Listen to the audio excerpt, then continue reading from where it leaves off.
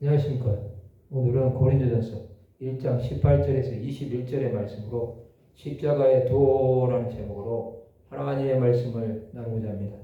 본 말씀은 십자가의 도가 멸망하는 자들에게는 미련한 것이요 구원을 받는 우리에게는 하나님의 능력이라 기록된 바 내가 지혜 있는 자들의 지혜를 멸하고 총명한 자들의 총명을 폐하리라 하였으니 지혜 있는 자가 어디 있느냐 선비가 어디 있느냐 이 세대의 변론가가 어디 있느냐 하나님께서 이 세상의 지혜를 미련하게 하신 것이 아니냐. 하나님의 지혜에 있어서는 이 세상이 자기 지혜로 하나님을 알지 못함으로 하나님께서 전도에 미련한 것으로 믿는 자들을 구원하시기를 기뻐하셨도다. 사도 바울은 십자가의 도에 대해 말씀을 전합니다. 십자가의 도가 멸망하는 자들에게는 미련한 것입니다. 이것은 예수를 받게 했던 자들과 유대인들에게는 미련하게 보인 것입니다. 그들은 구약의 제사로 아직도 속죄함을 받을 수 있다고 생각하고 있습니다. 그러나 구원을 받는 우리에게는 하나님의 능력이 되는 것입니다. 하나님께서 전도에 미련한 것으로 믿는 자들을 구원하시기 원하신 것입니다. 복음을 듣고 믿는 자들에게는 구원이 임합니다. 그 구원은 하나님의 능력이시기에 조금도 변함이 없습니다. 하나님께서는 창세전에 구원을 예정해 놓으신 것입니다. 이것은 사람의 힘으로 바꿀 수 없는 것입니다. 십자가의 도가 미치는 곳마다 놀라운 구원의 은혜가 임하는 것을 볼 수 있습니다.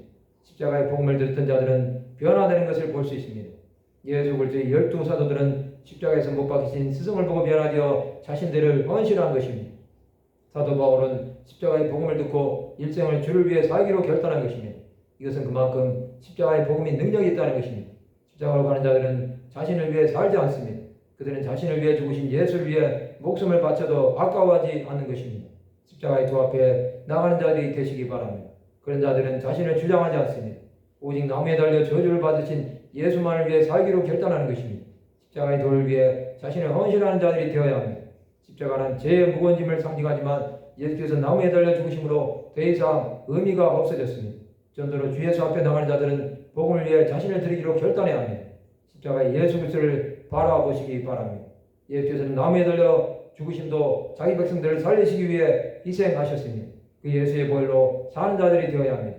예수의 보혈은 흐른 곳마다 살리는 역사가 일어납니다. 많은 땅이 강이 흘러 넘치는 곳이 됩니다. 십자가를 점점 가까이 나갈 때 하나님의 임재 안에 날마다 머무는 자들이 될 것입니다. 십자가 예수 그리스도를 위해 사시기 바랍니다. 성도 여러분, 십자가만이 생명으로 인도합니다. 그 십자가를 붙드는 자들이 되시기 바랍니다. 십자가가 없는 복음은 다른 복음입니다. 그것은 사탄이 영혼을 파괴하는 것입니다. 우리는 결코 십자가 없는 복음 앞에 타협하지 말아야 합니다. 말씀을 마치고자 합니다. 십자가로 더 가까이 나가는 자들이 되는 하나님의 백성들이 되시기를 주님의 이름으로 축원합니다.